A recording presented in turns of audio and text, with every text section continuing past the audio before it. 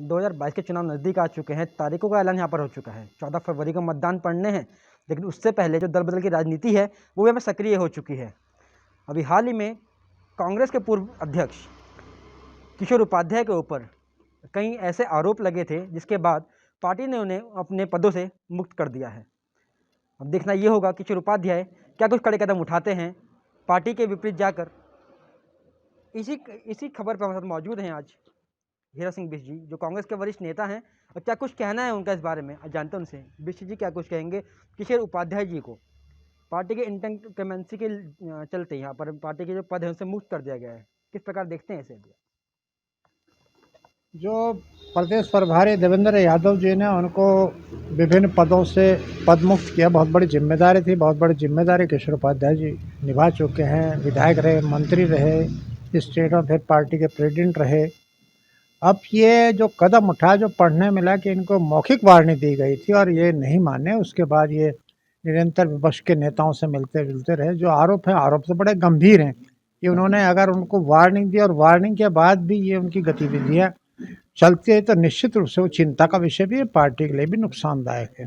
तो ये कदम जो उठाया उन्होंने, उन पर ज़्यादा जानकारी के आधार पर किया गया। तो अगर ऐसा है तो गंभीर मामला था, तो कदम अनुशासनहीनता का बनता ही था। इसमें अगर ऐसा है तो वैसे इसमें ज़्यादा इस बारे में जानकारी उनके पास उपलब्ध है, मुझे ज़्यादा जानकारी नहीं है। लेकिन मुझे भी तकलीफ है कि किशोर उपाध्याय जी हमारे सरल स्वभाव के व्यक्तित्व के धनी थे। ऐसा किया, क्यों किया, क्या किया, ये गंभीर प्रश्न है। लेकिन पार्टी अनुशासन बहुत बड़ी चीज़ है। पार्टी में अनुशासन है, कोई पार्टी चल नहीं सकती।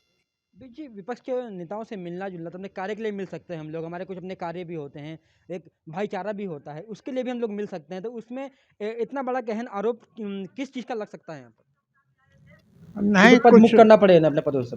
ऐसा है, मिलना जुलना होता। देखो, कोई मंत्री है, दूसरी पार्टी के काम पर जाएंगे, हम किसी के व्यक्ति के रिलेशन होते हैं, किसी के सोशल कस्टम्स है, त्यौहार है, रिश्तेदारी है, शादी, उसमें मिल सकते हैं, कोई दिक्कत नहीं।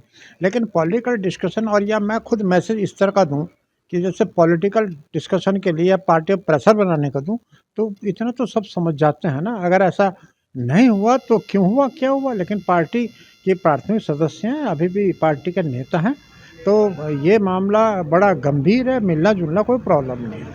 क्या लगता है आपको कि पार्टी के पदों से मुक्त होने के बाद किशोर उपाध्याय पार्टी के अंदर रहेंगे? देखो, पार्टी वर्कर और पार्टी अनुशासन बहुत बड़ी चीज़ है। मेरे पास कोई पद नहीं है तो मैं पार्टी से बड़ा हो गया या पार्टी में रहूँगा क्या? शिक्षा, स्वास्थ्य, जो भी सब बिगड़ा हुआ है, लेकिन चुनाव नज़दीक हैं, तो हीरा सिंह बिष्ट जी कहाँ से लड़ने का मूड बना रखा है चुनाव भी? जो पार्टी का हुक्म होगा। रायपुर मेरी पुरानी विधानसभा रही, मेरा गांव है, मेरा क्षेत्र है, मैं प्रधान रहा, ब्लॉक प्रमुख रहा। वो संघर्ष हमने किया, उसको डेवलप, उसको पहचान दी नहीं।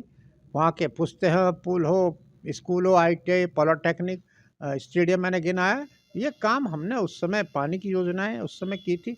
डोवाला मैंने 2 साल में ऐतिहासिक काम किया। जो 18 साल बीजेपी को चुनौती देता हूँ, वो उतना बजट, उतने काम दिखा जो 2 साल में हमने किए। हम काम करने वाले लोग हैं, योजना के लोग हैं, सोने प्रोग्राम के लोग हैं। ये नहीं, सब जगह हम लोग पूरे क्षेत्र को, पूरे उत्तराखंड को अपना समझते हैं। जहाँ मुझे उस समय तिवारी जी ने टाइम दिया, मैंने हर जिले में पॉलिटेक्निक और 2-2 ITI कम से कम थे, वही बने। उसके बाद देहरादून में 3 पॉलिटेक्निक बने। ये जहाँ से रोजगार मिलना है, ये विजन तो इनके अंदर हो कि बेरोजगार 10वीं 12वीं करके वहाँ ITI सर्टिफिकेट ले कहीं भी चला जाएगा तो उसको रोजगार मिलेगा। ये विजन नहीं है। उनको ठप करने का काम हो रहा। उनको ये करने का, प्लान को रोकने का कोई स्कीम नहीं। आपने आयोग बनाया, अफसरों को TADA दिया और प्लान वहीं का वहीं है। तो उनको शिक्षा चाहिए, स्वास्थ्य चाहिए, उनको वहाँ पर सुविधा चाहिए, रोजगार चाहिए, उनकी उपज का मूल्य चाहिए, बागवानी का है, फ्रूट का है। जैसे हमारे ऊपर अदरक होता है, हल्दी होती है, फ्रूट्स होते हैं, उन सबको मंडी चाहिए, उनको उचित दाम उनकी कीमत का चाहिए, वो नहीं हो पा रहा। चलिए, मतलब मांग के चलने की जो हीरा सिंह बिष्ट जी हैं, रायपुर से चुनाव लड़ने का मन बना चुके हैं। अब एक बार डोवाला छोड़कर रायपुर आ रहे हैं। अब मैं छोड़कर नहीं आ रहा, पार्टी का हुक्म होगा वही होगा। मैंने कहा, डोईवाला रायपुर मेरा घर क्षेत्र है, डोईवाला मेरा कार्य क्षेत्र, पूरा देहरादून उत्तराखंड मेरा कार्य क्षेत्र है। मैंने सबको, लेकिन यहाँ मैं जन्मा हूँ, पैदा हूँ, मेरी ज़मीन है, मैंने अपने हाथ से हल चलाया। वहीं से हम पैदल कॉलेज में पढ़ने आते थे। हम 6 बजे छोड़कर आते थे, खेतों में हल चला करके लोग जाते थे, उसके बाद कॉलेज जाते थे।